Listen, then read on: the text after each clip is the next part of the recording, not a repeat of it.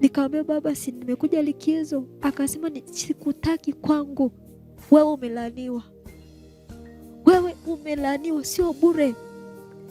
Nikamwambia baba, hamna shida, ipo siku tu nitakufa. Akaniambia yani hata sasa hivi kufa, wewe umelaaniwa, huwezi kuumwa mara hiki unaumwa tu. Pesa zangu nikiweka pale dramu najaza kabisa, mimi sikutaki kwangu. Nikamwambia basi baba sawa. Nikamwambia basi baba, mimi nitakaa kwenye ardhi ya Mungu. Nikatoa ile kigoda, nikakaa chini. Nikamwambia baba, mimi nakaa chini, nitakaa hapo mpaka asubuhi, na asubuhi nitaondoka, hamna shida baba. Basi baada ya muda mama akamekuja, mama mdogo. Mama mdogo alipokuja akanichangamkia, kamsalimia, shika mama, marhaba, mbona uko nje, giza imeingia, njoo ndani. Mimi nikakataa kuingia ndani, hajui nini kiliendeka kati yangu na baba. Akaniambia Flora, ingia ndani. Nikamwambia mimi siingii. Shida nini? Nikamwambia mimi siingii, naondoka. Unaondoka unaenda wapi? Nikamwambia nitaondoka asubuhi, saa hizi sina gari, nitaondoka asubuhi, ila siingii ndani, nitalala baba. Baba alivyoona vile akaondoka, akaenda kwa jirani, akamtuma mzee kwa jirani. Akaniambia Flora, ingia ndani. Baba hakosei, mzazi hakosei. Nikamwambia baba alishanitukana, alishaniambia maneno mengi, natosha. Mimi sikupenda kwa hivi, natosha.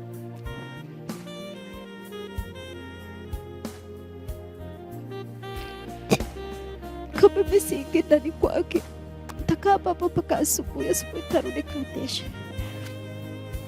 Basi yule baba akaniambia ingia, mzazi hakosei. Baadaye nikaona ni kweli, mzazi hakosei, na ananiambia hivyo kwa sababu ya maumivu aliyokuwa nayo moyoni mwake. Kweli mzazi hakosei. Nikakubali, nikaingia ndani. Nilipoingia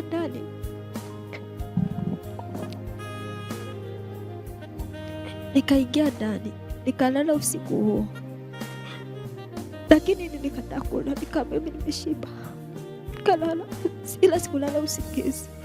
Alfajiri saa 11 nikaondoka, nikaenda kupanda gari, nikarudi Kadesh. Nilipofika Kadesh, nikashuka pale stendi, nikaacha begi kwa mama anayeuza ndizi, nikaelekea kwa rafiki yangu. Nyumbani kwao ni karibu na stendi. Nilipofika hapo, nikamwambia rafiki yangu, mimi baba hanipendi, hanitaki nyumbani, nimekuja naomba nikae hapa wiki 2. Akasema mna shida, nitaongea na mama. Akaenda akakichukua, akaenda kuchukua begi langu. Alivyorudi, mimi sikuingia ndani, nilikuwa nimekaa kwenye jiwe nje. Nilimwacha kwanza yeye na mama yake waongee ili warizie kama mimi nitakokaa pale. Nikawa namsikia huyo rafiki yangu naongea, mama anamwambia, wewe ni mjinga, hapa atakaa wapi? Atalala wapi? Na kweli yule mama alikuwa sahihi. Maisha yao yalikuwa ya shida. Walikuwa tu na kachumba na kaseble ambayo ni nyumba ambayo yani hawana tofauti na nyumbani kwetu. Niliposikia yale maneno ni kama nilichomwa na mkuki. Nililia sana kwa uchungu. Nililia mno. Nilitamani yani sijui nini, hata ardhi ipasuke mimi nipotee. Sikutamani yale maisha. Wakati ule nalia, niko pale nje tu nimekaa kwenye jiwe, nikamwona mwalimu wangu anapita. Mwalimu wangu anaitwa Mwalimu Lelwa, anapita Mwalimu Lema anapita. Alikuwa na mtoto wake anaitwa Lulu. Lulu alivyoniona akanikimbilia, wewe hujana likizo, mbona unalia? Nikamwambia nimeenda lakini nimerudi, baba ameniambia anitaki nyumbani. Basi mkuja niongee na mama. Subiri hapo hapo. Mama yake alikuwa amesimama barabarani anamsubiri. Akamweleza, naona mama akamwambia, wewe nenda kamlete twende naye nyumbani. Kwa hiyo akasema, mama sema twende, begi lako liko wapi? Nikamwambia liko hapo ndani. Kwa hiyo akasema, fulani, hebu naomba begi la Flora. Basi akachukua begi, tukaelekea kwa Mwalimu Lema. Kwa kweli namshukuru sana yule mama. Nikakaa kwake, nilikaa vizuri, likizo yako ikaisha, nikarudi bwenini. Sijatafuta na mtu yoyote. lakini neno langu ni lile lile. Baba hajawahi kunichukia, ni yale tu maumivu ambayo yalikuwa yamemchosha kwa sababu ya mahangaiko yangu, mara hiki mara mguu, mara mguu ule, mara mgongo, mara nini, yani na aliumia kama mwanadamu. Lakini kitu kingine ambacho jamii natakiwa wajue, watoto wenye ulemavu hawathaminiki na jamii, wanaona aibu kuishi nao. Yani jamii wanawaona kama watu waliolaaniwa. Huo ndo ukweli ambao haupingiki. Kwa baba yangu hakuwa na elimu hiyo ya kuona thamani hiyo, na sio yeye tu, ni jamii ilivyo. Mimi babangu nampenda na hadi sasa nampenda, na yuko hai na yuko mzima, nampenda na namwombea maisha marefu. Lakini toka tukio hilo, mimi kwangu likizo ilikuwa kama msiba. Sikutamani likizo. Ikifika likizo mimi nalia. Yani sitaki likizo. Yani nikishasikia likizo, yani na darasani mimi niko vizuri, sikosi nafasi ya kwanza, na ikifeli sana nafasi ya pili na nalia, kwa nini nimepata ya pili? Wakati mimi sinaga mtu kumpelekea report form. Report form mimi napewa zawadi yangu, nasoma mwenyewe, naweka mwenyewe. Sinaga mzazi wa kumpelekea report form kwanza. Mimi sina mzazi wa kunipongeza kwa ninachokifanya. Sina. Lakini nilijisimamia mimi kama mimi kwamba lazima nisimame. Walimu wangu ndio walikuwa wananitia moyo. Mwalimu Shamtego, Mwalimu Mrimia, Mwalimu Chacha. Mwalimu Chacha sasa hivi Mungu amempumzisha, lakini bado ni miongoni mwa watu ambao wamebaki kwenye sala zangu. Hata Mwalimu Shamtego ni kaka ambaye alikuwa ananitia moyo sana, na wengine wengi tu siwakumbuki, lakini ni wengi walionifanyia wema walimu wangu. Kwa baada hapo bwana, likizo sasa naomba mwezi wa 6, nikaomba kwa rafiki yangu. Nikaenda, anaitwa Adelina. Nikaenda hapo kwa rafiki yangu, wazazi wake wakanikubalia, nikaenda hapo, anaitwa Adelina Agustino. Nikakaa hapo, likizo ikaisha, nikarudi bwenini. Likizo ya mwezi wa 9 nikaomba kwa rafiki yangu mwingine anaitwa Ramla, ambaye tena tulikuwa tunasoma na mdogo wake anaitwa Ismaili. Nikaomba, wazazi wake wakakubali, nikakaa kwao. Mwezi wa 9 hiyo, mwezi wa 10 ukapita nikiwa shuleni. Mwezi wa 11 sasa, siku moja bwana, natoka kanisani na wenzangu wananisukuma na baisikeli. Wakati wananisukuma na baisikeli, tukiwa tunatembea, tukaona tangazo la mkutano wa Injili. Wameandika tangazo, kutakuwa na mkutano wa Injili katika uwanja wa shule ya msingi Katesh kuanzia tarehe 22 mpaka tarehe 24. Kusoma tu ili tangazo hivi, nikaambia wenzangu, hakika siku ya mkutano nitasimama. Wakasema wenye muongo, inawezekanaje? Nikawaambia Yesu ameponya wengi, na mimi ataniponya, alafu mimi sasa nitakuwa ushuhuda unaoishi. Wakasema wapi wewe? Wapi? Haijawahi kutoka. Nikamwambia nyie msomagi Biblia, ndio shida yenu, amsome Biblia. Kwa siku hiyo ya mkutano bwana, siku 3 kabla ya mkutano, kabla hapo nilivyoona lile tangazo bwana, kulikuwa na ziara ya wanafunzi ya kwenda Kilimanjaro kuangalia bonite, kwenda bonite pale, kuangalia soda inavyotengenezwa na mbuga za wanyama Tarangire, pamoja na tulikuwa tunaenda kiwanda cha sukari. Ni wanaita TPC. Bwana, mawazo ya wenzangu darasani, stori zote ni kwamba ziara. Mimi si nilishasoma huo mkutano, mimi akili yangu iko kwenye mkutano ule. Ni lini? Siku tumesafiri njiani, watu wanasema angalia pale, sijui. Mawazo yangu, shauku yangu, ndani yangu liko jasho, kuna tabasamu tu. Bwana, tulipofika kule tulipoenda kule kwenye kuangalia soda, tunafika hapa labda utengenezaji wa nini, tunaenda pale. Mimi naweza nikaangalia hivyo wanapotengeneza, lakini akili yangu haipo. Na vile wenzangu wanavyonitangulia, si wao wanakimbia, mimi uzuri mmoja walimu, mimi nasema wale wao na upendo, wanabaki na mimi, wanatembea na mimi taratibu. Wenzangu labda wanakimbia, ila na mimi walimu nikasema nyie kimbieni tu, na mimi nitakimbia kama nyie hivi. Moyo wangu najisemea, alafu kuna tabasamu, si umi na tabasamu kwamba na mimi nasimama. Basi bwana, siku niliporudi, siku 3 kabla mkutano, nikafunga, nikaacha kula. Nikaambia Mungu, naomba uniponye mimi, naomba uniponye, ili ijulikane kwamba wewe ni Mungu unayeishi, sio Mungu wa kusoma tu kwenye vitabu, ni Mungu pia unayetenda hadi sasa. Mungu, ukiniponya, naweka agano hili, nitakutumikia, dunia yote ijue kwamba wewe ni Mungu. Hili ni agano ambalo nimeliweka nikiwa kwenye mfungo, kwamba Mungu, nitakutumikia. Ikafika siku ya mkutano. Ilipofika, Bwana, sisi ni watoto wa bodi, lazima uombe ruhusa ndio uende kwenye mkutano, ingawa mkutano uko kwenye uwanja wetu. Mwalimu wetu alikuwa anaitwa Mwalimu Doma, wakati wa mwalimu mkuu. Tukaenda kwa mwalimu ofisini, mwalimu, tunaomba ruhusa kwenda kwenye mkutano. Mwalimu akauliza, kufanyaje? Mimi nikaropoka, mimi naenda kupokea uponyaji. Mwalimu alitabasamu akasema, haya, nendeni. Hao wenzangu wanasema, wewe ulishasema unaenda kupokea uponyaji wewe, tena tukaone. Na tutaona leo. Nikamwambia, na mtaona kweli, mtaona na mtanishuhudia nikisimama kweli. Kama ndio mtaona. Tukaenda kwenye mkutano. Tulipofika, Bwana, watu walikuwa maelfu. Kumbuka sisi kwanza tumeenda saa 9:30. Watu walishakuwepo muda mrefu. Watu walikuwa maelfu. Yule baba alikuwa mzungu, anaitwa Michael Alvin. Huyo alikuwa ametokea Sweden, huyo mzungu. Alafu mkutano uliandaliwa na kanisa la enzi hizo inaitwa sijui sasa hivi wanaita DNPC.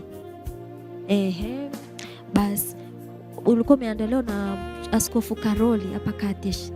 Basi tukaenda kwenye mkutano.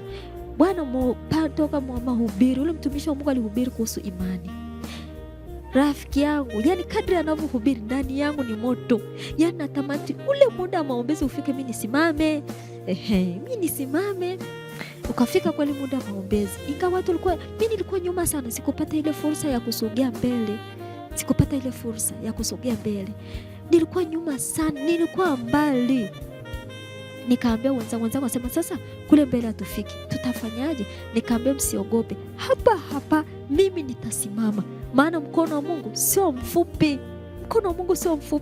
Hapa atanigusa na nitasimama. Kweli Franka, mtaona leo, mtajua kwamba Mungu yupo. Wakasema, wewe acha zako wewe. Nikaambia, yani nyasi hamjawahi kumwona Mungu leo mtamwona. Kweli kaambia ndio. Basi mahubiri kaendelea. Wakati wa maombezi sasa, watu walikuwa wagonjwa pale mbele wengi sana karibu na jukwaa. Nikasema, Mungu, yule mtumishi akasema, kama uko mbali weka mkono wako sehemu unaokuuma. Mimi nikaweka kwenye miguu yangu namna hii, nikafumba macho yangu ya rohoni, nikaelekeza mbinguni. Nikamwambia, Baba, wakati umefika, naomba ujitwalie utukufu katikati ya umati wa watu, wajue kwamba wewe upo, wewe unaishi na bado unatenda miujiza. Mungu, naomba unitumie, naweka agano hili na wewe. Ukinisimamisha hapa, Mungu, nitakutangaza dunia yote ijue kwamba wewe ni Mungu unayeishi. Mungu, ukiniponya mimi nitakuwa ushuhuda unaoishi. Basi katika ile harakati na sali tu hivi, hata dakika 2 haijapita. Yani nafikiri ndani ya sekunde ile tukio, yani nikiwa nimefumba macho, ni kama nilipigwa na radi, mwanga mkali nilikuwa nimefumba hivi, mwanga mkali unipita, nikafumbua. Kuna nini? Mimi mwenyewe nikajiuliza kuna nini? Ile katika harakati kuna nini? Kama mbona mwili wangu kama umechangamka? Nikasimama. Niliposimama, kumbuka ile wheelchair kuna sehemu ya kuwekea miguu. Yani sikusubiri nifungue, niliruka. Nikairuka. Kwanza kufanya hivi, mbona miguu yangu na nguvu? Nikasimama, kusimama hivi, hata sikusubiri nifungue. Nikairuka ile baiskeli. Nikasema, Yesu. Kwanza ile tunasimama, kwanza nafanya hivi, Yesu. Nikasimama, yani bado yani nilikuwa kama taharuki, yani nikapiga kelele, Yesu, Yesu. Watu wakaanza kusema, kuna nini hapo jamani? Kuna nini? Si wameshangaa, mtu mbona ametoka kwenye baiskeli? Watu wakaanza kupiga kelele, piga kelele. Nikasimama, nikapiga kelele, Yesu, Yesu, Yesu, Yesu, Yesu. Watu kuna nini jamani? Na wao wakaunga, Yesu, Yesu, Yesu. Kuna Yesu ameponya, Yesu, Yesu, Yesu. Sasa ikabidi yani kila mtu aliyeko hapo karibu sasa si watu wananishangaa. Kila mtu sasa watu wanavutana, kila mtu anatamani kuniona mimi. Ikawa ni vurugu, ikabidi yule si watu wanapiga kelele. Ikabidi kule mbele yule mhubiri aseme, "Hapo kuna nini? Hapo kuna nini?" Sasa akatafsiriwa na mkalimani. Akauliza, "Hapo kuna nini?" Akaambia, "Kuna mtu ameponywa." Akasema, "Aje huko mbele." Ikabidi watumishi wale wahudumu waingilia katikati, wakaanza kusogeza watu.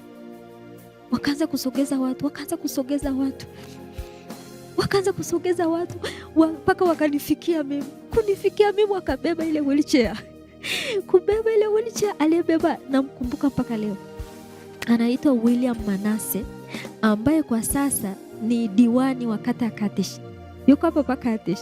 Yaani akalibeba ile wheelchair, mimi nikaanza kutembea. Baiskeli mbele, mimi nyuma. Natembea. Yesu. Nikapanda mpaka jukwani. Nilipopanda mpaka jukwani,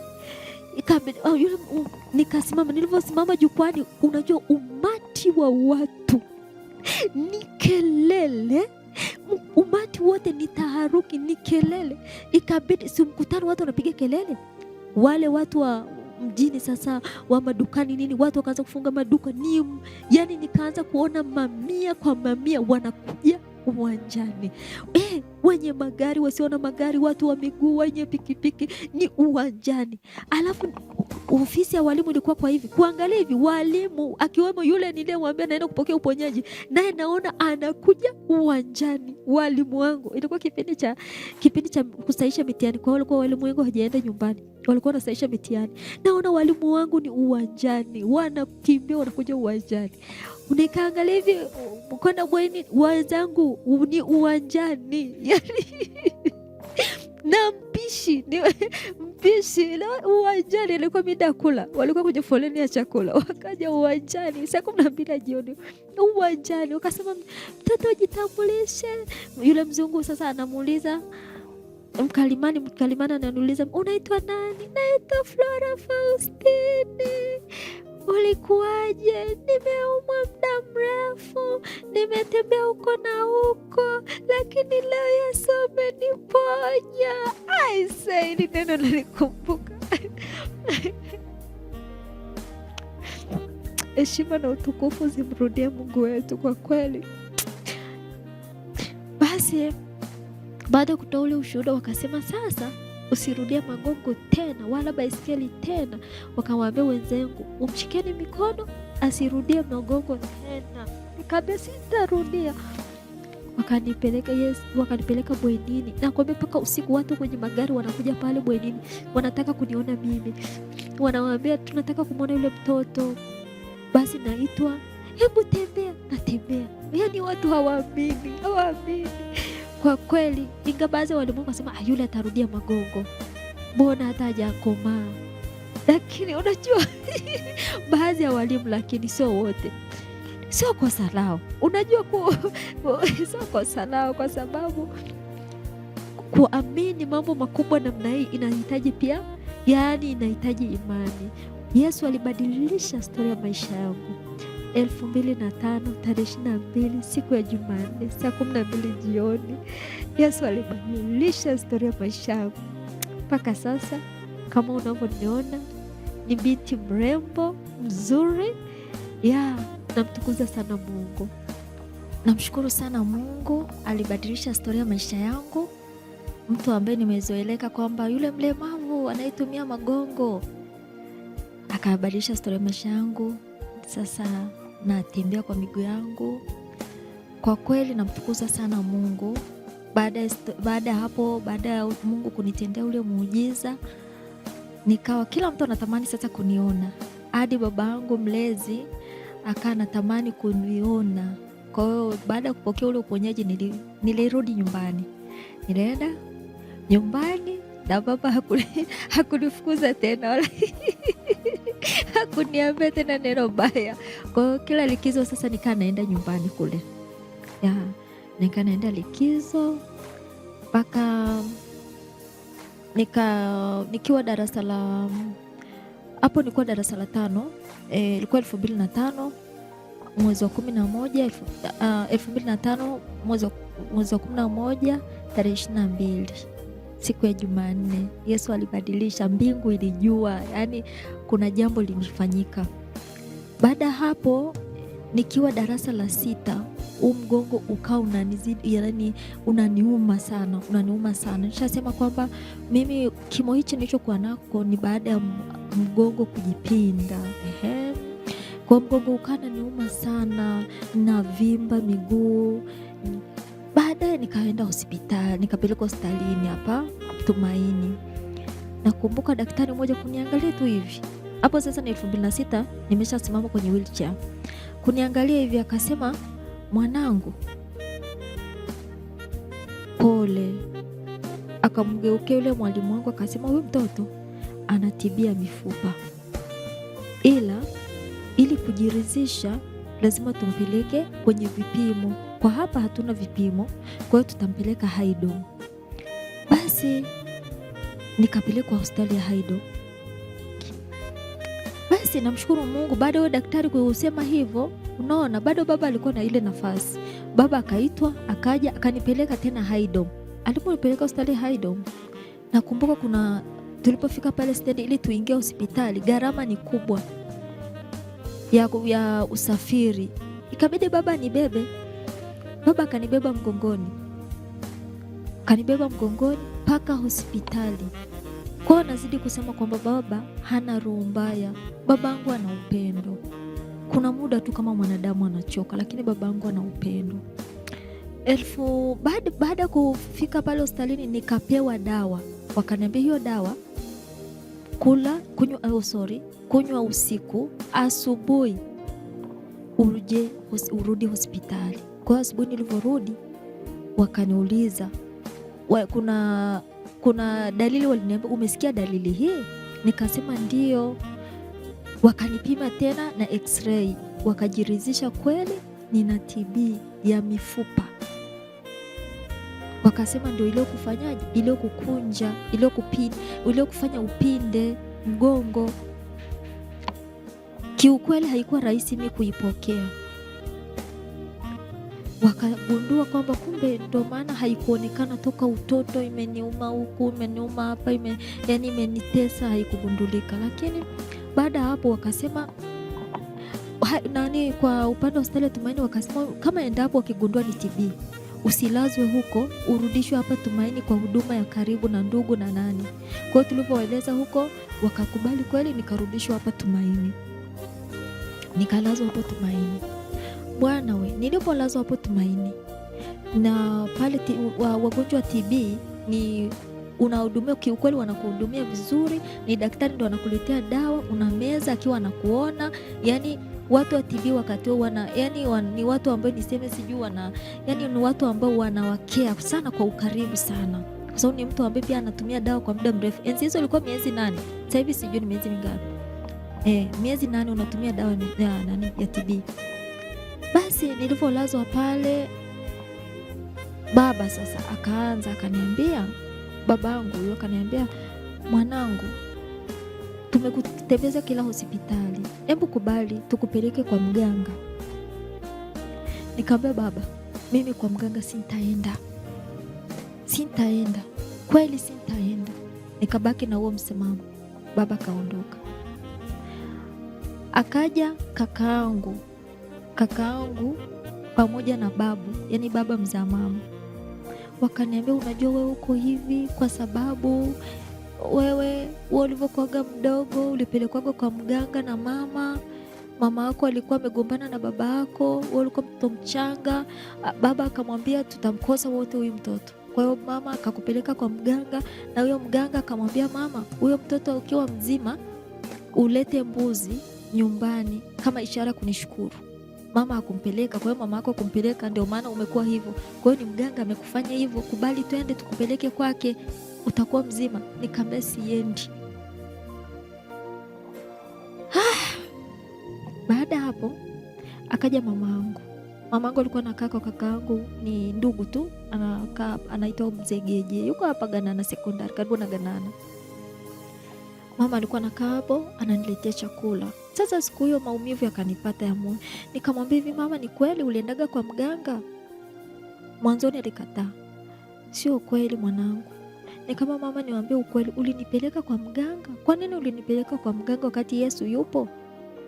Mama kweli aliniambia kwa uchungu, ananiambia, mwanangu, ni kweli nilikupeleka. Mimi wakati mimi Yesu simjui. Nilikupeleka mwanangu ili wewe uwe salama. Nikamwambia, sasa leo niambie mama, baba yangu ni upi? Kwa kweli mama kwa maumivu akaniambia ukweli. Kweli mwanangu, babako sio huyo. Babako alikukataa toka ukiwa mdogo, tulivyoachana mimi na yeye. Alisema nimwachie mtoto mdogo ambaye ni wewe, ulikuwa mdogo. Mimi nikasema lazima niondoke na wewe. Na baba baada ya kunitishia, mimi kweli nilienda kwa mganga ili wewe mwanangu uwe salama. Nikamwambia mama, sasa mama, unaona mimi nimekuwa hivi. Mimi nimekuwa hivi sasa mama. Umeona umesababisha. Akasema mwanangu, lakini sikuwa na nia hiyo. Mimi nikazira kula chakula. Nilivyoacha kula chakula, mama akaondoka kwa maumivu. Akaondoka, alipofika kwa kakangu hapa akaondoka kabisa. Mama kaondoka, karudi nyumbani kwa machozi. Ile kitu pia baadaye iliniuma. Kweli mama, kweli hata kama alinipeleka, ni kweli kwa sababu ili mimi niwe salama. Baada ya mama kuondoka, hakuna mtu aliyenifuatilia tena, wakanitelekeza wote hospitali. Yaani nilikaa hospitali kaka Pasco. Nashinda na njaa na meza dawa. Mtu akilazwa hapo pembeni yangu, akiona vile mimi ninapomwangalia kwa sababu yeye anakula, ndo ananigawia. Mabaki ya watu hospitali ndo nakula mimi.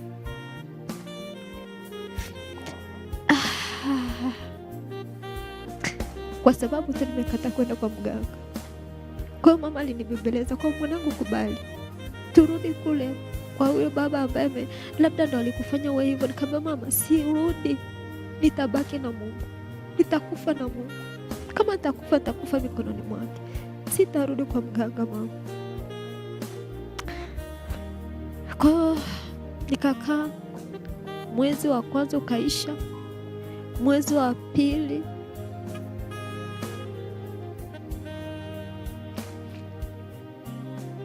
nilikuwa naoga bila sabuni. Naoga bila sabuni kwa sababu sina hela.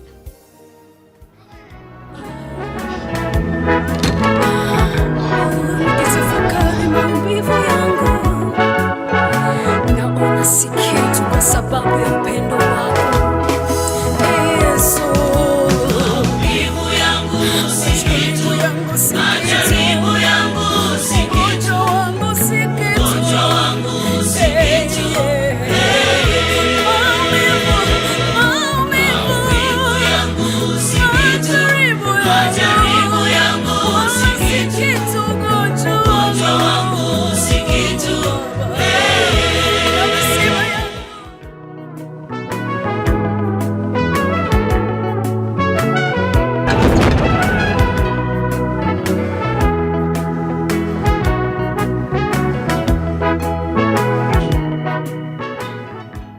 Siku moja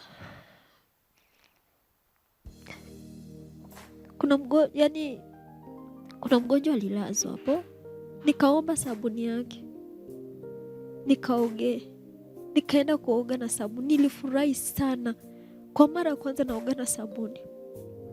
Ile nimeoga kaka Pasco, kilichonipata Mungu tu anajua, hiyo ni siri yangu. Nilipata ugonjwa ambao ulinigaribu kuutibu.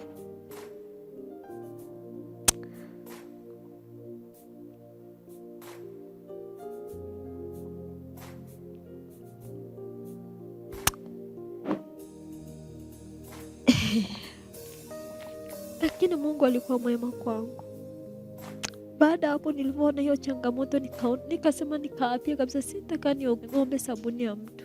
Nikanaoga na maji bila sabuni. Na nilikuwa kaka Pasco, siwezi kufika chooni. inanilazimu nizunguke nyuma. Kulikuwa na hospitali unatoka kwa nyuma, kuna milango ya madaktari wanaweza kutoka kwa nyuma. Mimi natoka, alafu najisaidia kwenye mfuko.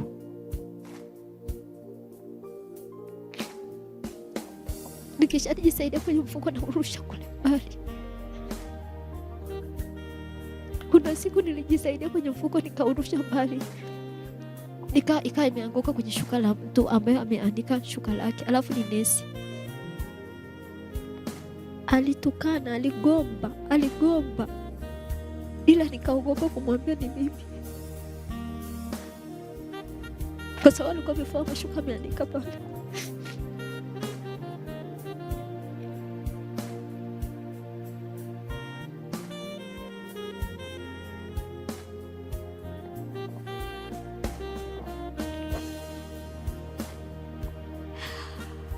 Na kuna baadhi ya walimu wangu waliwaambia wanafunzi, msiende kwa Flora, atawaambukiza TB.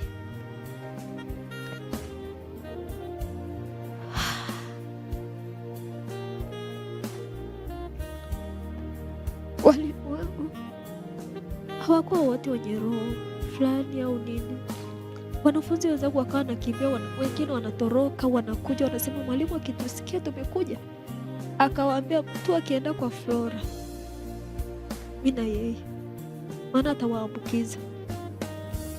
Kwa hiyo wanafunzi wenzangu wengine wanapika chakula wananiletea kisirisiri, ndio furaha yangu. Kaka Pasco niliacha hayo maisha.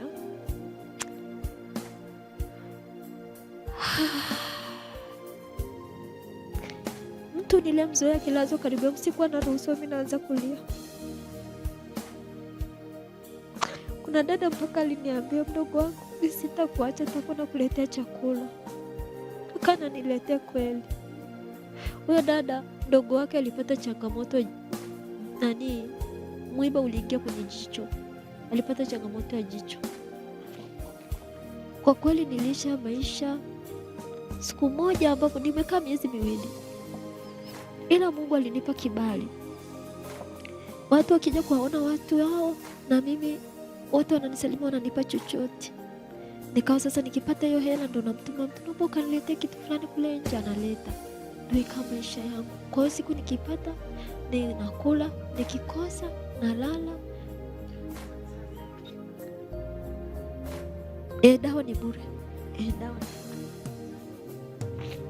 ni bure.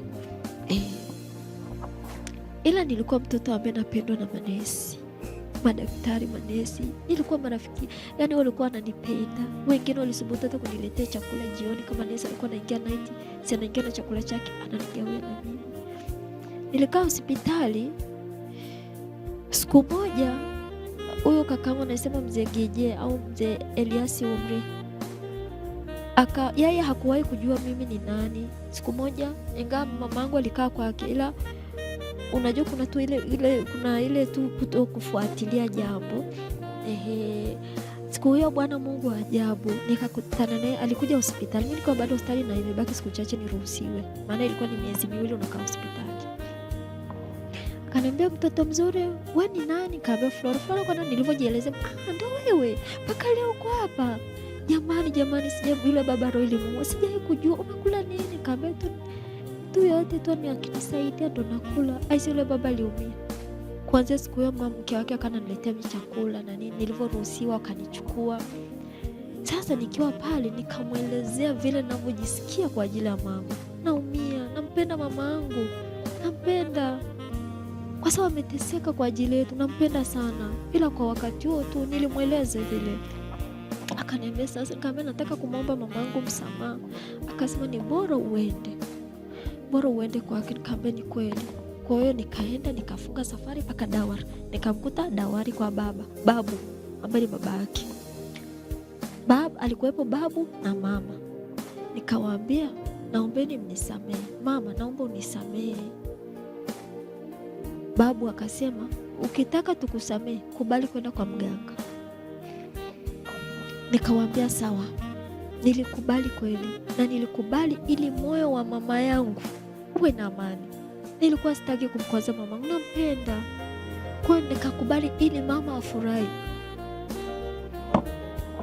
Nilivyokubali wakasema tutaondoka kesho asubuhi na kakaangu.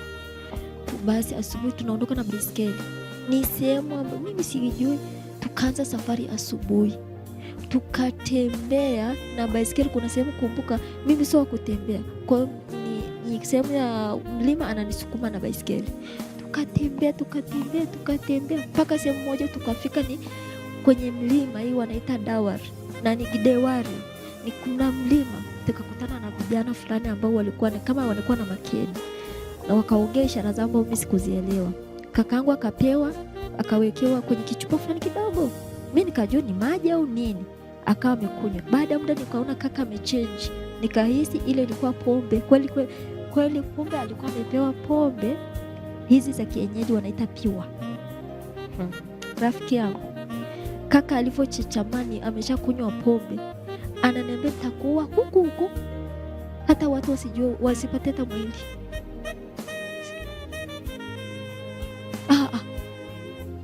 Nilienda na yeye tu, ni baiskeli, ujue baiskeli nampakia mtu mmoja tu.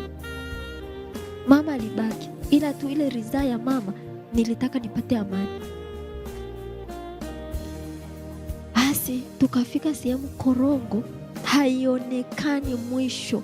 Ananiambia takutupa, ananitisha takutupa, takutupa wewe. Naambia kaka usinitupa, nina hela hapa, nitakupa hela. Nampa hela ile ambayo nilikusanya hospitali, niliopewa na watu kule hospitali, nampa kidogo. Tunaendelea na safari. Tunafika tena mbele kidogo, si anaendelea kunywa. Akili inaenda yani ambayo ananitisha tena, takutupa wewe. Naambia kaka hela ninayo, nampa tena ili kulinda uhai wangu. Tukatembea mchana kutoka saa 10 mpaka tukafika giza kwenye familia. Nimechoka, niko hoi. Tumefika sehemu nikamwambia kaka wewe kula, nenda ukali. Yani lengo langu tu mimi niwe salama. Nikampa hela. Kaka na ulivyofika huko, alivyorudi nikamsikia anaongea na yule mama kwamba yule baba, yule mganga halisi ambaye alinifanyia madawa mimi hayupo, ila yupo kijana yake amemrisisha. Yeye ameshahama. Kwa hiyo atakuja siku ya pili asubuhi. Siku hiyo kaka kaniambia, sasa mimi naenda kuchukua chumvi, nipe hela uliokuwa nayo. Alafu mimi baadaye narudi. Narudi. Naenda na baiskeli. Nikasema sawa, nikampa hela iliyokuwa nayo yote.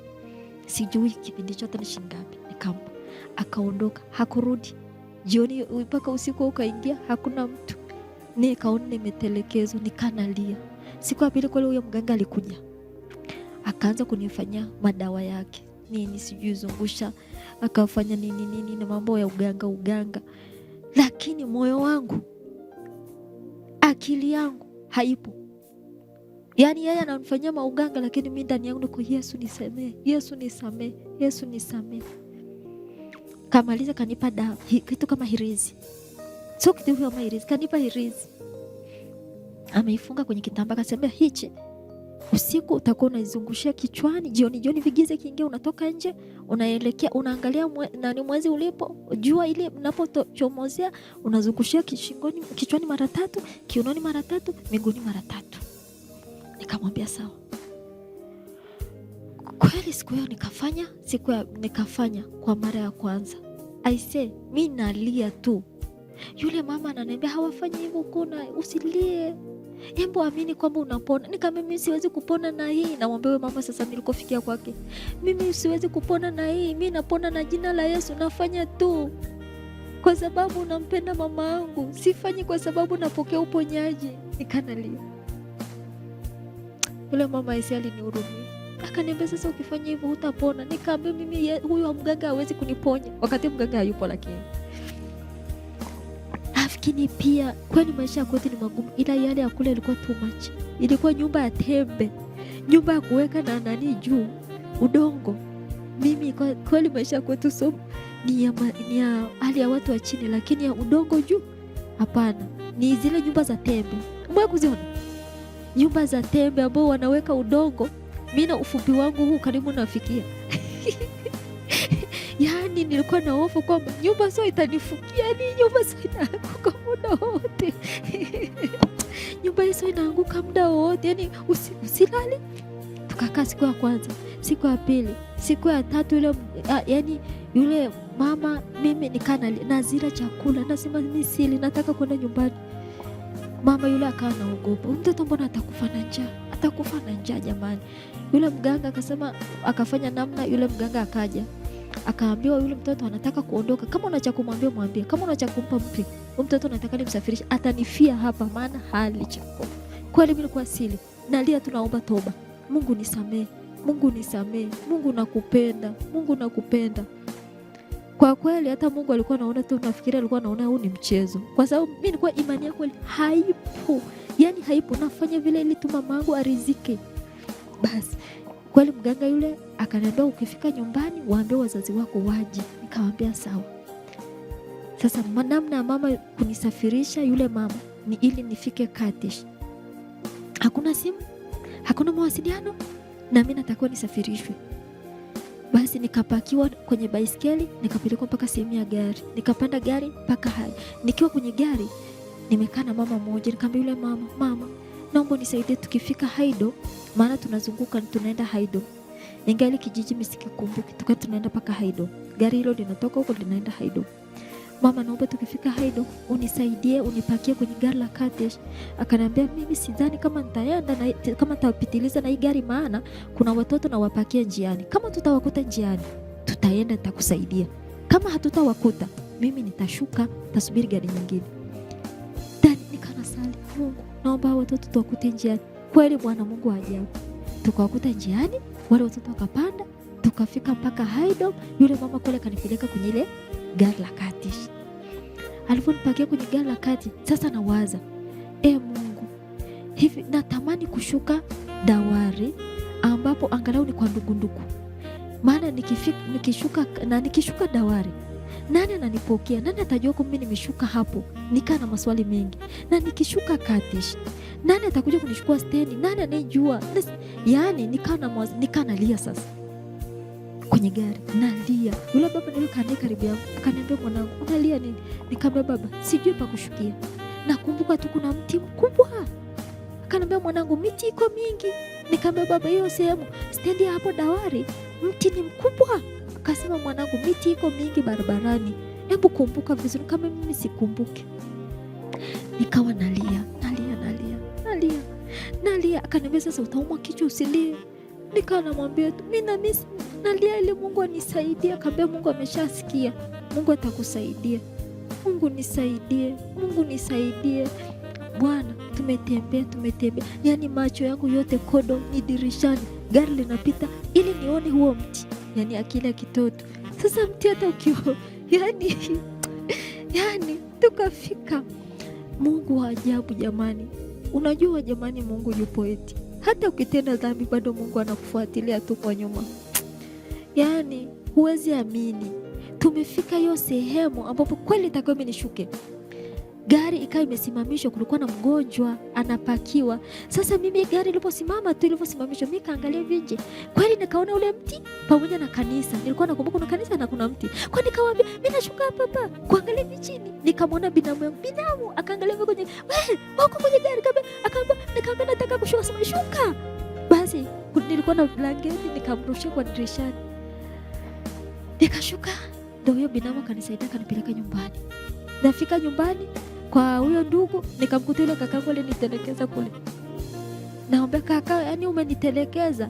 Yani kwanza amekaa kile nikakaa, baba, sitaki kumsema vingine maana ameshapumzika tayari. Mungu alishampumzisha. Lakini akawa amenijibu vibaya. Lakini nikamwambia, na Mungu amenisaidia, sasa nimerudi. Akaniacha, kaondoka zake. Basi baadaye mimi siku ya pili nikaja Katish, nikarudi kwa kakangu huyu ambaye ni huyu wa hapa Ganana Sekondari, anaitwa Mzee Geje au Mzee Elias Umri. Nikafikia hapo, nikakaa hapo mpaka nilivyojaza miezi 8 ya dawa.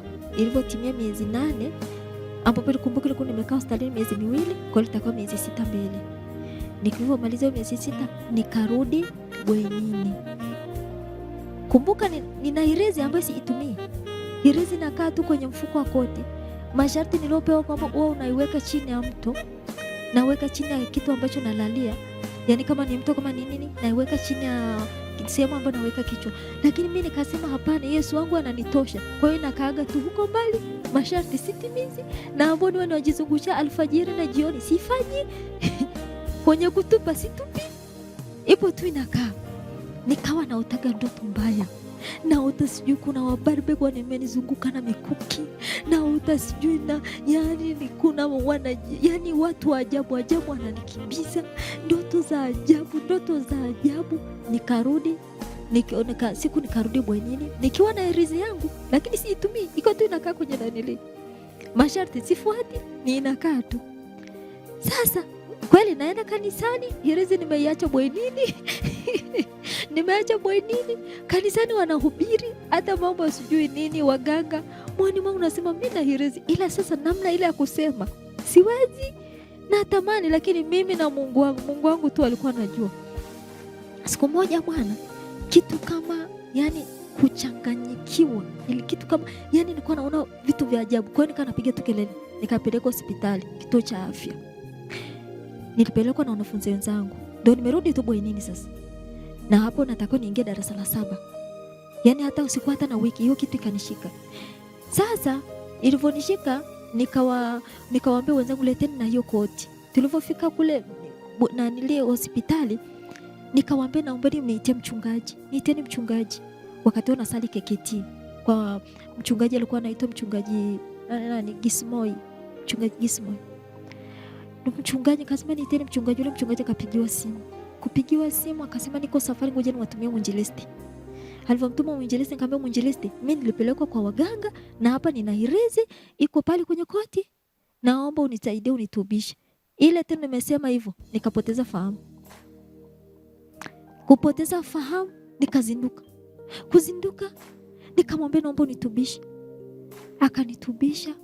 Alivyomaliza kunitubisha, akachukua ile hirizi ikachoma moto. Haijachoma moto, wakatupa kwenye shimo. Wakachupa kwenye shimo la choo. Pale hospitali wakaitupa. Kutoka wakati huo hiyo kitu haijanirudia tena, nikawa mzima. Ni Mungu akanisaidia, nikaingia nikafanya mitihani. Kumbuka mwaka mzima sikuwepo shule. Kwa hiyo nikafanya mitihani, walimu wakasema ukifaulu utaingia la 7. Ukifeli utarudia masomo, ila tuko pamoja na wewe. Basi mimi nikakubali, nikasema sawa. Nikanamwambia Mungu, naomba unitetee. Naomba nisifeli, sitaki kurudia darasa. Huwezi amini, nilikuwepo kwenye 10 bora. Pamoja kwamba sikuwepo mwaka mzima, lakini nilikuwepo kwenye 10 bora. Walimu walinipa zawadi, walinifurahia. Nikaendelea la 7 Sasa wakati nahitimu darasa la 7, nikaandika barua ya kusomeshwa na serikali. Nilipoandika barua ya kusomeshwa na serikali, nikaamini moja kwa moja mimi kwa jinsi nilivyojielezea nitapata huo msaada. Maana baba aliniambia mimi sina hela, na ni kweli nikiangalia mamangu hana hela. Nani wa kunisomesha? Ninatamani kusoma, sina wa kunisomesha. Matokeo yalivyotoka, nikaenda halmashauri kufuatilia. Sasa nimefaulu kwenda form 1. Nikaenda kufuatilia sasa jina langu kama lipo kati ya waliokubaliwa kusomeshwa na serikali. Nikajieleza kwa afisa elimu anaitwa Mbogo. Sasa hivi anafanya kazi ofisi ya mkuu wa mkoa. Mbogo akaangalia, alikuwa afisa elimu, kuangalia jina langu kwenye listi sipo. Akaniambia wewe hujaomba. Kwa hali yako hiyo lazima ungepata. Nikaanza kulia, nikamwambia nimeomba. Akasema wewe hujaomba. Haiwezekani uombe kwa hali yako hiyo ukose. Nikamwambia nimeomba. Akasema hujaomba. Akawa mkali. Na kweli alikuwa yuko sahihi, kwa sababu kwa jinsi nilivyo, watu wenye ulemavu ni vipaumbele. Basi akasema sasa utafanya nini? Kulikuwa na baba mwingine anaitwa Mzee Mbezi sijui. Yule Mbezi akasema jamani, niko tayari kuuza nyanya, niko tayari kuuza vitunguu, mtoto aende shule. Tutafanya nini? Wakasema twende tukamwone mkurugenzi. Wakaenda kwa mkurugenzi. Mimi akaniambia subiri hapo nje. Wakaongea, baadaye wakaniita. Mkurugenzi akaniambia, Flora utasoma? Nikamwambia ndio. Utasoma kweli? Nikamwambia ndio. Wakasema basi una bahati, Mungu anakupenda. Maana majina bado hajapelekwa mkoani. Ndio walikuwa wanapelekwa toka jana. Tukawa bize. Leo ndio tukawa bize tena. Kumbe kumbe Mungu alikuwa anakusubiri wewe. Basi wakawapigia kule mkoani kwamba kwa sababu idadi walikuwa wameshaambiwa. Kwa hiyo wakawapigia kwamba kuna mtoto ameongezeka na wao wakakubali. Kwa hiyo nikaongezwa katika listi ya kusomeshwa na serikali. Namtukuza sana Mungu. Hajawahi kuniacha. Katika hiyo maongezi wakawaza sasa, huyu mtoto ataendaje katika sekondari? Atakaa wapi? Hakuna boarding. Wakawaza wapeleke wapi, wanipeleke wapi? Wakapata wazo kwamba wanipeleke Mulbado sekondari. Iko hapa paka wilaya hii ya Hanang, ambayo ni boarding. Katika hiyo harakati mwalimu wa hiyo shule akawa amefika hapo, naye alikuwa na mambo yake hapo. Wow, bora tumekuona bwana, tunakuletea mwanafunzi. Umwangalie. Basi wakanikabidhi, nikarudi nyumbani. Huyu kakaangu mzee Geje akanifanyia maandalizi na pamoja na baba walishirikiana kwenye maandalizi. Mimi nikaenda nikapelekwa bweni. Nikasoma mwaka wa kwanza form 1. Lakini nilikuwa mtoto ambaye naugua naishiwa damu, napungukiwa damu. Kila nikipiga simu kwa baba kwamba nampigia jirani labda mpelekee baba, maana hakuwa na simu. Baba nikimwambia baba naomba hela, naomba, anakwambia mimi sina hela mwanangu. Anakata simu. Kwa mimi sinaga toka nimemaliza hiyo form 1. Nimemaliza mwaka mzima. Nimemaliza mwaka mzima. Mimi hakuna mtu aliyekuja kuniona. Ni kama mtu asiyekuwa na ndugu. Kila ukipiga simu kwamba mpelekee, mwisho siku mtu anakuambia bwana mimi sipeleki simu. Kwa sababu baba kila hata kumwambia baba naomba hela, anakuambia mimi sina hela, anakata simu.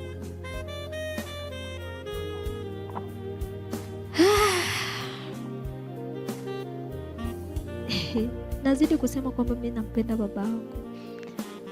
Ila labda alifanya hivi kwa sababu ni kweli alikuwa hana. Yeye anajua na Mungu anajua, lakini mimi nampenda baba na sijawahi kuona kosa lake. Baada ya hapo nikiwa nikiwa form 2. Bwana, kabla hapo pia kulikuwa na baba ambaye tumefahamiana hapa mjini. Familia hiyo baba anaitwa familia Mzee Kasimbazi. Ni baba maarufu sana hapa Katesh, ambaye tumefahamiana kanisani. Yule baba alikuwa anapenda kupiga simu huko kwa huyo mkuu wa shule. Kumbe yule binti yangu anaendelea hapo. Je bwana, siku anapiga simu, mimi nilikuwa naumwa sana, naletwa Katesh. Nikamwambia yule mwalimu, naomba nipeleke Katesh kwa kakaangu Mzee Geje pale Katesh, ili nikae pale, nikipona nitarudi. Wakati kuna mlima tunashuka, unaitwa mlima Chabda, tunachoka shuleni. Yule mzee akapiga simu, "Aisi yule binti yangu anaenda." Akamwambia, "Aisi bora umepiga simu, ndio niko naye hapa, nampeleka kwa kakake, namleta hapo kwa kakake anaumwa." Akasema, "Hapana, hebu mlete nyumbani kwangu, mlete hapa hotelini." Yule baba alikuwa na hoteli na familia yake na mke wake. Nikapelekwa pale, ile familia wakanipokea vizuri, wakanipeleka nyumbani kwao. Walivyonipeleka nyumbani kwao, yule mama ni mama wa Kihaya, akanitengenezea madawa ya asili na nini, kunitunza, nikarecover vizuri, nikapona vizuri. Wakaniambia, "Sasa Flora, hautarudi Mulbado, utasoma sekondari ya Katesh." Nikasema, "Sasa mimi kwa hali yangu utasomaje?" Wakasema, "Wewe usijali, sisi namna usafiri tutajua." Basi nikakubali kuhamishwa. Kwa hiyo wakanihamisha kutoka Mulbado mpaka Katesh sekondari. Wakanunua baisikeli mpya. Kulikuwa na kaka mmoja anaitwa kaka Simon, alikuwa anafanya kazi ya kukamua alizeti. Kwa hiyo yule kaka kabla ajienda mashineni, asubuhi tukiamka tu, mimi nikijiandaa ananipeleka mishule, yeye anaenda kazini. Jioni ananifuata, ananipeleka nyumbani. Maisha hayo yakaenda. Kwa kweli ni familia mama ambaye alinifundisha maisha. Nilijua kufua, nilijua kufanya kazi. Alinilea kama mtoto mwingine. Hakuangalia udhaifu wangu. Na hayo maisha yake na yaishi mpaka sasa. Mungu akanisaidia. Yule mama alinilea vizuri kwenye malezi bora ya mtoto anavyopaswa kulelewa mtoto wa kike. Mpaka nikamaliza, nikahitimu nikahitimu form 4. Nilivyohitimu form 4 nikawa nimeondoka kwenye hiyo familia kwa uzuri tu, nikarudi kwa kakaangu ambaye ni hapa kwa Mzee Geje hapo. Nilivyomaliza, matokeo yalivyotoka, nikapata max ya kwenda chuo. Sasa katika hiyo harakati, wakati nasubiri matokeo, nilikutana na ule mwinjilisti ule aliyonibatiza kule Giti, namkumbuka. Wewe baada ya siku hiyo, huyo mwinjilisti akaniambia, Flora, kuna wazungu wako hapa, wako na mchungaji Bayo. Hebu ongea na mchungaji Bayo ili wakusomeshe. Basi na akasema tarehe fulani watakuja Dawar. Kwa hiyo na siku hiyo nikaenda hiyo kanisa ili naonane nao, na nikaa nimemwambia na huyo mchungaji Bayo huyo wa kanisa la KKT. Ndio mchungaji kweli akasema taongea nao, akaongea nao. Nikakutana na wale watu, mchungaji huyo mmoja mzungu mmoja anaitwa Robert Ofringa, naye ni mchungaji, alikuwa ni Marekani, ametoka Marekani. Na mwingine ni mdada anaitwa Susan, ni mama, na mwingine anaitwa Christian. Ni walikuwa watatu. Nilivyoelezea story ya maisha yangu, waliguswa, wakasema kweli sisi hatuna uwezo wa kukusomesha, lakini tutajitahidi kwa kadri ambavyo Mungu atatusaidia. Ngoja tusubiri matokeo yatoke. Matokeo yalivyotoka, wakaniambia uchague, unataka kurudia mtihani au unataka kwenda chuo? Mimi nikamwambia nataka kwenda chuo. Kwa hiyo tukatafuta chuo. Kuna kakaangu ni kaka ambaye tulizoeana, anaitwa Mrema, akanitafutia chuo kule Mbeya, CDTI. Nikaenda kusoma kule certificate ya community development. Nikasoma kwa mwaka moja. Na wakati sijamaliza, huyo mfadhili akaniambia sitaweza yule aliyekuwa ananisupport akasema nimeshindwa kukuendeleza kwa sababu, akanijulisha mapema, sitaweza kukuendeleza kwa sababu nimepata changamoto ya afya, nimefanya operation ya utumbo. Kwa hiyo sitaweza kukuendeleza na niko kwenye matibabu. Na yeye ni mzee sana. Basi ile kauli niliumia na nililia sana. Kiukweli niliumia, nikamwambia Mungu, natamani kusoma mpaka degree. Mungu, mbona naishia huko padogo? Mungu nisaidie. Nalia sana. Mimi nilikuwa mtoto ambaye napenda kufunga na kuomba. Mungu, naomba kila siku. Kweli Mungu naruhusu niishie hapa? Basi tukafanya mitihani kwamba sasa nimeshasema kwamba ndio na hivyo narudi Manyara. Nimemaliza tu certificate, basi nitakuwa nijiunge na diploma. Bwana, kuna Jumapili ya mwisho ambapo ndo Jumatatu ndo Jumapili ya mwisho ndo wiki ya mwisho tunaondoka. Rafiki yangu mmoja akaniambia, Flora, twende tukasali kanisani kwetu. Tukaenda. Ile kanisa silikumbuki jina, lakini ni kanisa ambalo huwa nalibeba kwenye maombi. Tulipofika kwenye ile kanisa, wakati wa utambulisha wageni, nikajitambulisha, nikaomba nafasi ya kuimba, nikaimba. Wakati nilifanikiwa kurekodi wimbo moja unasema, wastahili kuabudiwa, wastahili kuheshimiwa. Ni wimbo ambao ni wimbo wa kwanza kabisa kwenye album zangu. Niliurekodi nikiwa Mbeya. Nilivyorekodi huo wimbo niliuimba pale kanisani, na kuambia nikaa nimesha salimia, na nikasema mimi sirudi tena huku Mbeya, nimeshindwa kuendelea kusoma. Mfadhili wangu amepata changamoto. Yule mchungaji alipokuja kusimama akasema, Roho Mtakatifu ameniambia tumsomeshe ubinti. Wangapi wako tayari? Watu wote walinyosha mikono. Hailikuwa kanisa la watu wengi. Kwa hiyo akaniambia, binti, kwanza akatoa aliniambia, binti usirudi, simama hapo. Wakati anaongea maneno akasema, sasa binti, jipange, utasoma, nenda likizo, lakini hakikisha kwamba unarudi chuo, tuko tayari, tutakusomesha. Basi nimerudi Manyara, nikarudi Manyara, nikatafuta diploma kwamba sasa nijiunge wapi ili wao wanisomeshe. Nikajiunga degree diploma Iringa, Mafinga wanaita KAPSI. Nikajiunga chuo hapo Mafinga, mwaka wa diploma. Sasa mwaka wa kwanza kweli walinilipia ada, wakanilipia ada, nakaa, lakini nilikuwa nimepangisha na naishi na ndugu yangu, lakini maisha yalikuwa magumu. Kanisa walifanikiwa tu wachache, walifanikiwa tu kunilipia ada, lakini chumba nilikuwa nalipa mwenyewe. Kwa hiyo ilifika wakati sina chochote, na huyo binti ninaishi naye nyumbani ni ndugu yangu. Kwa mimi asubuhi nikienda chuo, nikirudi naona chakula kile ni kidogo, namwambia mimi nimeshakula. Kula mami, kula dia. Kumbe mimi sijala. Sijui unanielewa kweli? Naambia mimi nimekula. Amna bwana, mimi nilikuwa nakusubiri. Naambia kula kweli, mimi nimekula kweli. Anakula yeye, alafu mimi sili. Alafu kunakuta ndo jioni hivyo tunaenda kulala. Kwa usiku na sili kitu chochote. Asubuhi naingia darasani, maisha kama magumu sana. Nikawa naomba watu waliofanikiwa wananisaidia. Hivyo maisha nasogea, tukiishiwa ndo hivyo. Mwisho wa siku bwana, nikaona bora niache chuo, niache tu nirudi nyumbani. Nikaenda kwa mkuu wa chuo, kwa principal, nikamwambia nataka kuacha chuo. Akasema kwa nini? Nikamwelezea kwa machozi sana mapito yote. Nikamwambia kweli kanisa inanisaidia, ila kwa hapa wamekwama. Kweli wana upendo kunisaidia, lakini wamekwama hapa, na kweli wao ni wachache. Akasema mwana, kwanza kwa wakati, kwa jinsi situation iliyoenda nayo, aliniambia mimi nimekubali uache chuo. Sasa nenda kalale. Kwanza kanikumbatia. Ni mama mtu mzima. Kaniambia mwanangu nakupenda. Mama mmoja wa Kiislamu, my principal. Akaniambia nimekubali. Sasa njoo kesho asubuhi uandike barua. Kweli nikaenda, nikaondoka nikiwa na amani na furaha kwamba sasa naacha nirudi nyumbani.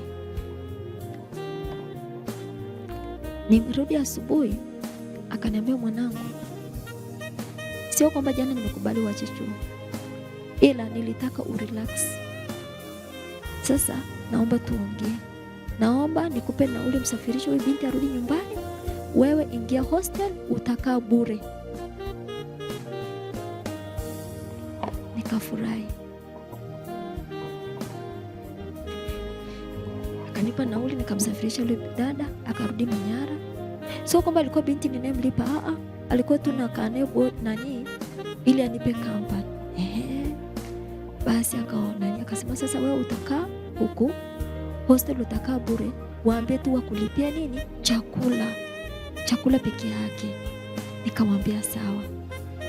Sasa wakawa wameshindwa kunilipia pia chakula. Kuna kipindi walilipa wakashindwa.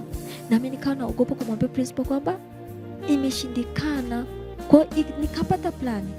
Na nunua mkate wa 1000 na nina chupa ile vikombe vinne, ya chupa ya vikombe vidogo 4, chai ya rangi 200. Na nunua na jaza asubuhi na kula slice moja.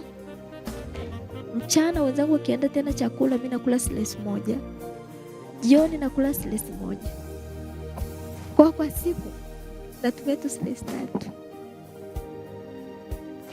Nilikaa hivyo mkate wa 1000 namaliza wiki. Unaharibika lakini nakula. Unatengeneza mpaka ule ukungu.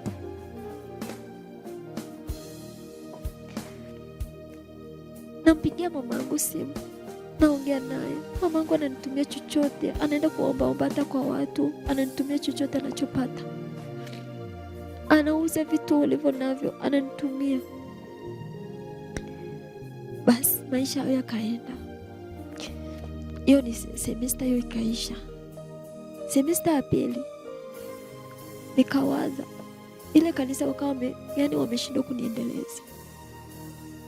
Wakaniambia kanisa sasa ina mambo mengi Flora. Na mimi nikiangalia ni kweli, ni sahihi. Nikawaza nitafanya nini sasa? Nilikuwa na ile neema ya kupendwa. Nikiimba kanisani, watu wanabarikiwa, wananisapoti. Kwa hiyo nikiwashani support vile, naenda kurekodi wimbo mwingine. Kwa hiyo nilifikisha nyimbo kama 6 hivi kama sikosei, 6 au 5.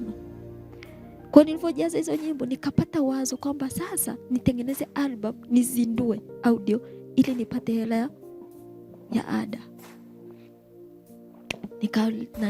Mungu akanisaidia, nikatengeneza album, nikafanya uzinduzi pale kanisa la RC. Kwanza kupata neema RC baba, sio mchezo. Kwa hiyo Mungu ajabu bwana. Nikazindua RC. Album ya kwanza nilizindua KKT audio. Nilizindua KKT. Nikalipa ada ya semester ya pili.